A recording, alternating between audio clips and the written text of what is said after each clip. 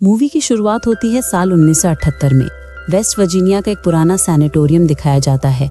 ये जगह उन लोगों के लिए बनाई गई थी जो कैनिबल यानी इंसान खाने वाले थे। तभी वहाँ इस जगह का इंचार्ज डॉक्टर ब्रैंडन एक डॉक्टर नर्स को सैनिटोरियम के बारे में समझा रहा था। इतने में अचानक एक पेशेंट पीछे से आकर डॉक्टर के बालों को पकड़ लेता है और उनसे एक हेयरपिन निकाल लेता है। फिर वे दोनों आगे बढ़ते हैं और डॉक्टर ब्रैंडन डॉक्टर एन को 3 सबसे खतरनाक भाइयों के लॉकअप में लेकर जाता है।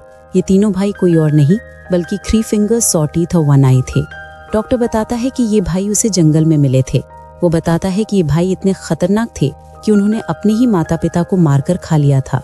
डॉक्टर उन्हें यहाँ के सबसे खतरनाक पेशेंट कहता है। तीनों भाइयों की अलग अलग पहचान थी। उनमें से एक ने अपनी ही 2 उंगलियां चबा दी थी, इसीलिए उसे 3 फिंगर कहा जाता था। दूसरा एक आंख से अंधा था, जिस वजह से उसे 1 आई कहा जाता था। तीसरा हमेशा अपने दांतों को दीवार से रगड़ता रहता था और कई मरीजों को काटकर बुरी तरह घायल कर चुका था, इसीलिए लोग उसे सॉ टीथ कहते थे। डॉक्टर बताते हैं कि ये तीनों दर्द महसूस ही नहीं करते। उन्हें चोट लगने पर भी कोई एहसास नहीं होता। वे चीख भी नहीं लगाते। इसके बाद वे लोग आगे बढ़ते हैं। जिस पेशेंट ने डॉक्टर की पिन निकाली थी, उस पिन से वो लॉक खोलने की कोशिश करता है, लेकिन असफल रहता है क्योंकि वो इतना समझदार नहीं था।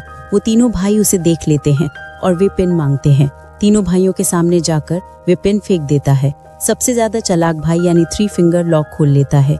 वे गार्ड को मार देते हैं और फिर कंट्रोल रूम में जाकर सारे सेल खोल देते हैं। इसके बाद पूरा सैनिटोरियम दहशत और खून से भर जाता है। तीनों भाई डॉक्टर एन को पकड़ लेते हैं और उसे बिजली का झटका देते हैं। तब तक झटके देते रहते हैं जब तक उसका दिमाग पूरी तरह खराब न हो जाए। फिर वे डॉक्टर ब्रैंडन को पकड़कर बेरहमी से मार देते हैं। उसके बाद कहानी 29 साल आगे बढ़ती है। कुछ कॉलेज के स्टूडेंट्स बर्शीली वादियों में ट्रिप पर होते हैं। उनका मकसद अपने दोस्त के केबिन तक पहुंचना था, लेकिन वे रास्ता भूल जाते हैं और बहुत खतरनाक तूफान में फंस जाते हैं। इसी दौरान उन्हें एक पुरानी बिल्डिंग दिखती है। वे सब उस बिल्डिंग की तरफ बढ़ते हैं, लेकिन उन्हें पता नहीं चलता कि ये वही सैनिटोरियम था जहाँ तीनों भाई रहते थे। जैसे ही वे अंदर जाते हैं, उन्हें पता चलता है कि ये एक अस्पताल था। वे आग जलाकर आराम करते हैं, लेकिन वे आराम से बैठने वाले नहीं थे, क्योंकि उनकी आदत में था कि वे सुनसान जगह की अच्छी तलाशी ले। वे पूरी जगह की खोज शुरू करते हैं और ऑफिस रूम में शराब की बोतलें तथा वहाँ के पेशेंट्स की फाइलें मिलती हैं। फाइलें देखकर उन्हें पता चलता है कि वहाँ कभी खतरनाक कैनिबल रखे जाते थे। इधर हम देखते हैं कि वो तीनों भाई किसी को लेकर उस सैनिटोरियम में आते हैं। उन दोस्तों में से 3 स्टूडेंट रात गुजारने के लिए बिस्तर चेक करने जाते हैं।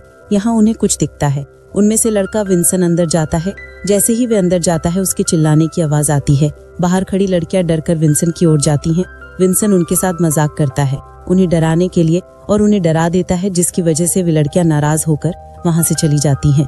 इसी बीच वनाई उनका पीछा करने लगता है। उन सबसे माफी मांगने के लिए विंसन अकेला ही जनरेटर ढूंढने चला जाता है और उसे जनरेटर मिल जाता है, जिससे वो चालू कर देता है। चूंकि ये सब अमेरिकी छात्र थे, उनका दूसरा नियम था कि रोशनी आने पर पार्टी करें। यही वे करते हैं और अस्पताल में हलचल मच जाती है। उन्हें पता नहीं था कि कोई उनके हरकतों पर नजर रख रहा था। पार्टी के दौरान वे एक ऐसी जगह पहुंच जाते हैं जहां उन्हें एक फिल्म की रील मिलती है।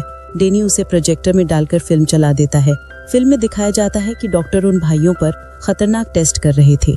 वो फिल्म देखकर लॉरेन कहती है कि उसका भाई हमेशा इन कैनिबल भाइयों को लेकर भयानक कहानियां बताता रहता है कि वे लोग बड़े खतरनाक थे और लोगों को मारकर खाते थे।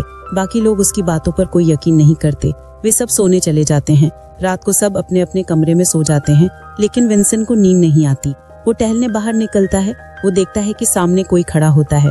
वो देखता है कि वही दोस्त है जिसके केबिन में हमें जाना था। वो उसके पास जाता है और देखता है कि वो मर चुका है, और उसे सोचने समझने का मौका दिए बिना सॉ टूथ उसके सिर में एक आयरन रॉड घुसाकर उसे मार देता है।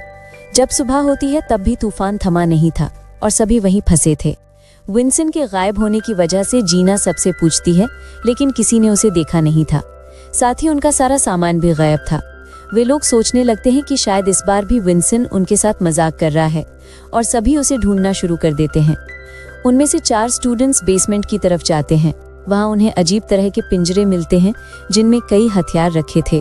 वे आगे बढ़ते हैं और उन्हें सभी सेल मिल जाते हैं। वे और आगे बढ़ते हैं तो वहाँ देख पाते हैं कि एक जगह खून से सनी हुई है, जिससे वे और ज्यादा घबरा जाते हैं। वे सब अलग अलग दिशा में चले जाते हैं। तभी जीना किचन में चली जाती है, जहाँ वो देखती है कि सॉ टीथ वाटर के टुकड़े कर रहा होता है। इतने में 3 फिंगर वहाँ आ जाता है और सॉ टीथ को ले जाता है। ये देखकर जीना वहाँ से भाग जाती है और सब लोगों के पास आकर बताने लगती है।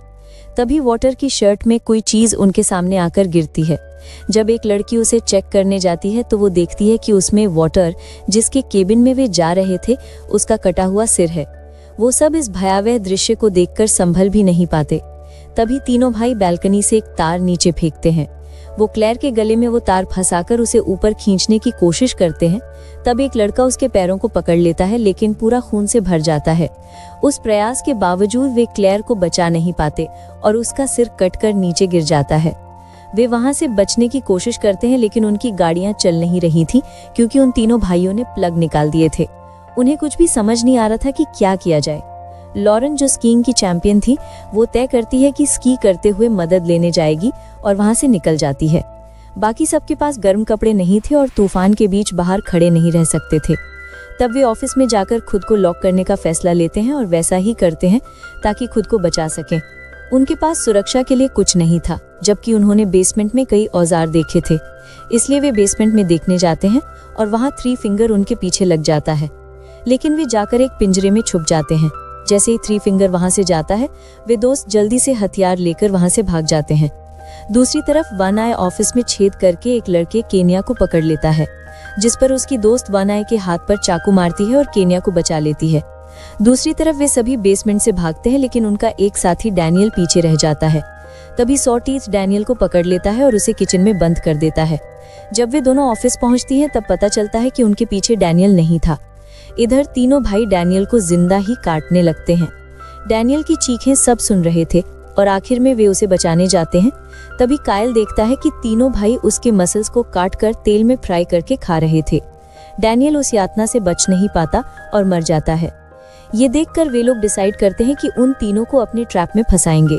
वे तीनों भाइयों पर हमला करते हैं और उन्हें एक सेल में बंद कर देते हैं। फिर कायल उन्हें जलाकर मारने का फैसला करता है, लेकिन केनिया उसे ऐसा करने से मना कर देती है। शायद उसके अंदर इंसानियत जाग गई थी। वो उन्हें मासूम समझती है और कायल को पहरा देने के लिए रुकने को कहती है और खुद जाकर सो जाती है। बदकिस्मती से वही जगह, वही लॉक था जहां पर वे 29 साल पहले कैद थे, और जिस पिन से उन्होंने वो लॉक खोला था, वही पिन अभी भी वही थी।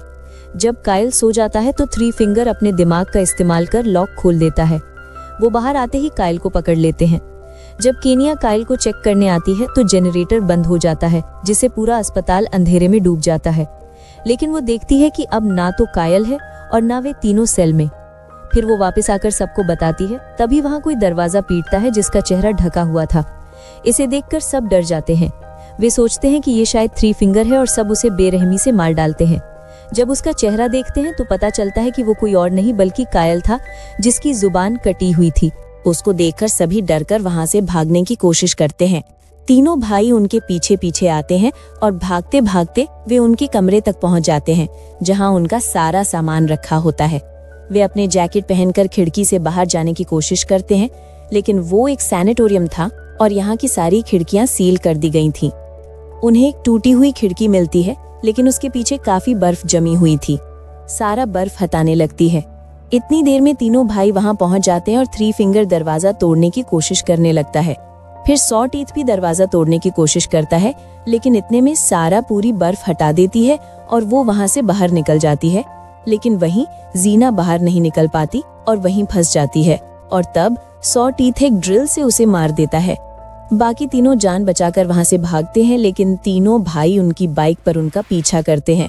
फिर सॉटीथ ब्रिजिट को पकड़ लेते हैं और ब्रिजिट चाकू से हमला करती है, जिससे वे उसे छोड़ देते हैं। दूसरी तरफ लॉरेन दिखती है, जो बर्फ जमने की वजह से मर चुकी होती है।